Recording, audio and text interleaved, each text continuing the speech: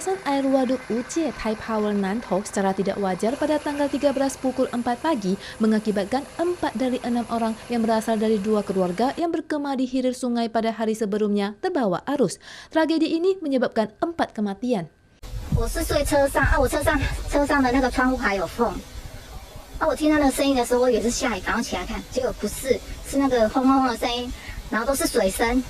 Mobil van dari kedua keluarga masih tersangkut di dasar sungai dan harus diseret oleh kendaraan lain untuk evakuasi. Pada saat kejadian, banjir menghanyutkan 3 orang dewasa dan 2 orang anak-anak, tetapi hanya 1 orang dewasa yang berhasil menyelamatkan diri. 我们的6号闸门不明原因的就自动开启了自动开启以后因为没有警报，所以我们也不晓得，也没有广播。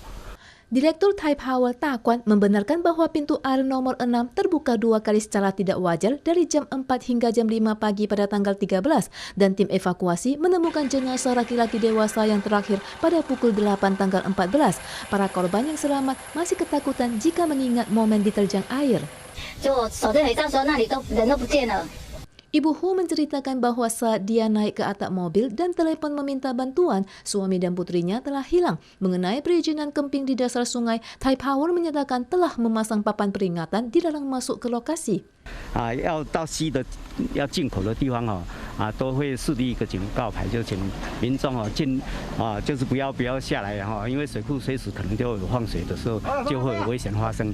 Lokasi kecelakaan bukanlah tempat kemping yang sah, tetapi keluarga almarhum berpendapat kecelakaan disebabkan Thai Power tidak memberikan pemberitahuan dan kerusakan pintu air sehingga tidak menutup kemungkinan meminta ganti rugi negara. Karyawan Thai Power bermarga Su yang piket hari itu digugat dengan kelalaian yang menyebabkan kematian dan membayar uang jaminan sebesar 100.000 dolar Taiwan.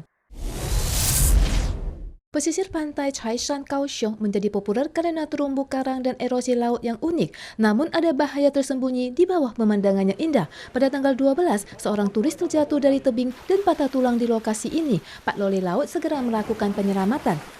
Meski terjadi kecelakaan dan ada tanda peringatan di pinggir jalan, masih saja banyak wisatawan yang terlihat berjalan menuju goa laut pada tanggal 13. 下去的时候可能会比较好注意那个高低差还是什么的，上来的话就比较难看到，然后就会不小心撞到。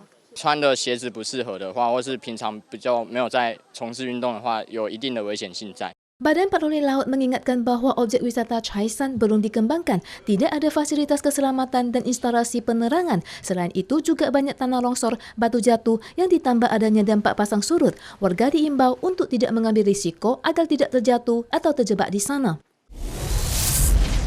Menghadapi peristiwa bercampurnya masker nama asli dengan buatan Tiongkok, pemerintah mengumumkan mulai 17 September semua masker domestik harus ditandai stempel embossed MD untuk medis dan Made in Taiwan sebagai anti pemalsuan. Pelanggar akan dikenakan denda sesuai Undang-Undang Farmasi maksimal 2 juta dolar Taiwan. Perusahaan Storeware yang terletak di Taoyuan adalah perusahaan pertama yang dilengkapi 4 set cetakan stempel emboss menjadi tim nasional pertama yang melakukan pengujian masker stempel ganda dengan perkiraan menghasilkan 200.000 masker per hari. Wali Kota Taoyuan Cheng Wen-chan juga mengatakan bahwa semua pabrik, toko, dan apotek akan selesai diperiksa sebelum peluncuran sistem baru pada 17 September agar kepercayaan masyarakat tidak luntur karena tindakan sebagian orang. Selain itu, seiring dengan meningkatnya permintaan masker anak, produsen juga diajak untuk mengembangkan berbagai model masker anak untuk meningkatkan kenyamanan pemakaian. Seorang wanita Kaohsiung berusia 50-an yang kembali dari Shanghai pada 30 Agustus meninggal pada tanggal 13 saat menjalankan karantina di lantai 1 rumah tapaknya sendiri. Badan Kesehatan menyatakan bahwa tidak ada kelainan pada kunjungan petugas selama karantina. Pada 11 September, almarhum masih bicara dengan saudaranya di balik pintu tanpa ada kelainan. Tetapi jam 1 siang keesokan hari, almarhum sudah tidak menjawab dan ditemukan telah meninggal dunia. Badan Kesehatan menyatakan almarhum mempunyai riwayat penyakit diabetes. Melalui hasil visum tanggal 13 pagi oleh kantor kejaksaan Xiaotou, JCC pada sorenya mengumumkan hasil tes COVID-19 almarhum negatif. Kematian almarhum bukan disebabkan COVID-19, tetapi penyebab kematian lebih rinci masih perlu diklarifikasi kantor kejaksaan.